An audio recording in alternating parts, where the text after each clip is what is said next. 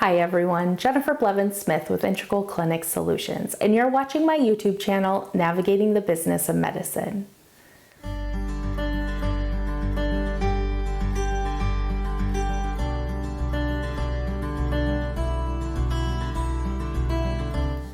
Today I want to talk about the importance of staff development. I have videos talking about training staff appropriately, hiring the appropriate staff for a clinic, but I've never really spoken about staff development specifically. I believe in developing your staff, and that's not only for people who are maybe in existing clinic that have had staff for a long time, but also when you're starting a new clinic and hiring staff.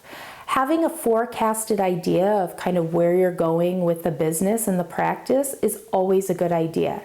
And in that, you want to be thinking about the staff that you have, the staff that you'll be hiring, and kind of where you see them going or how they fit in.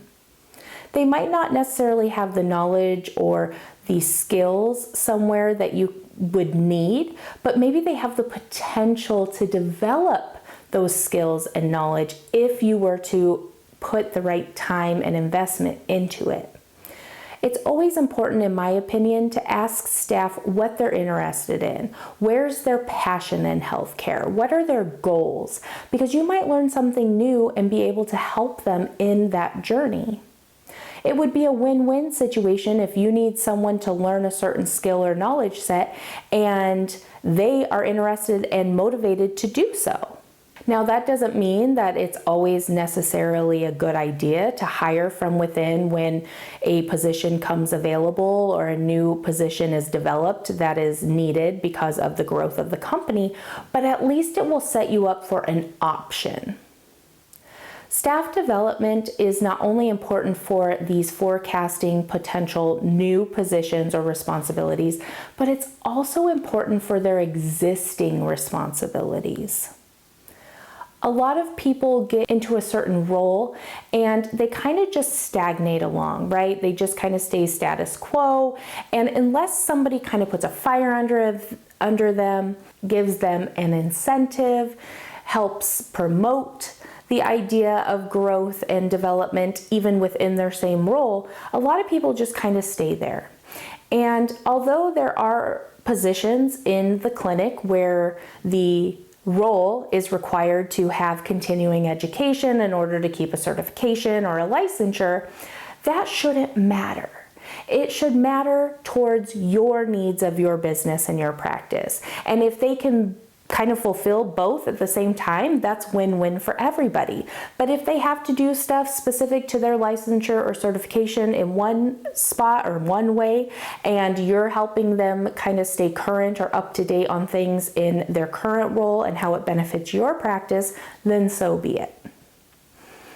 The development of staff is to not only help them in their personal growth, but to help you in your business growth, to help your patients get the best care. Things are always evolving in healthcare. They're always changing, and trying to stay up with it can be a little exhausting, I'm not gonna lie, but it's definitely beneficial in a lot of ways. I mean, the technology, for instance, I come from old school using paper charts, paper everything. I think all we had was like a digital scheduling system.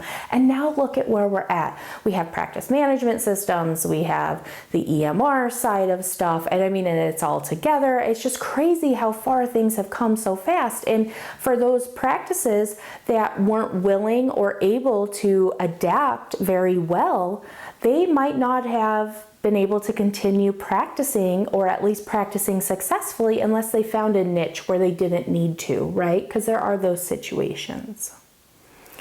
Developing your staff is going to be a huge benefit to you as a manager, as an owner, because they're going to see that you care. Not just care about your business or the patients, but you also care about your staff, and that can go a really long way. And maybe where you can't offer some of the benefits that bigger corporations or entities can, you can make up for in these types of ways by showing that you want them to learn transversable skills, that you want them to be able to work in in multiple different departments and cover if someone's out sick or on vacation. That you see that you care about their personal goals and it works hand in hand with your business goals, so you try to make it work. Keeping on top of this, not just hiring people who are really good at their job. There's always room for growth. There's always opportunities for learning, and if you find the staff that aren't willing to do that, or they don't see that things need to grow, including them with the changes in healthcare and the requirements and compliance and yada yada, then maybe they're not the right fit for you, and that's okay to have that conversation. It's okay when you're interviewing staff to let them know that, developing staff and having staff who are open to learning and continuously growing and adapting is important to your culture that you're trying to foster is perfect, because they know up front that's what they're getting into.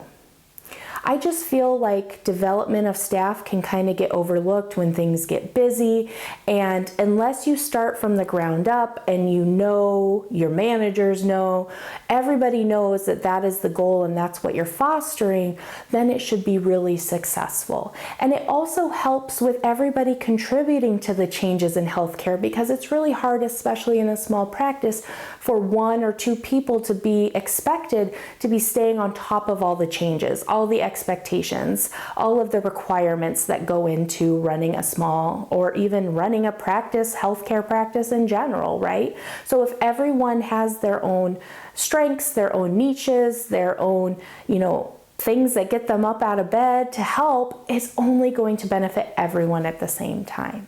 So if you are just opening your practice, or maybe this is something you haven't considered with your already existing operating practice, really take a step back, analyze it, think about it, maybe put a plan into place so that it can get set and it can start to develop, because I think you will be really surprised at what can come from developing your staff, whether it's in their current role, maybe putting them in future roles, or maybe letting them do multiple things in the practice depending on their strengths, their skills, their knowledge, etc.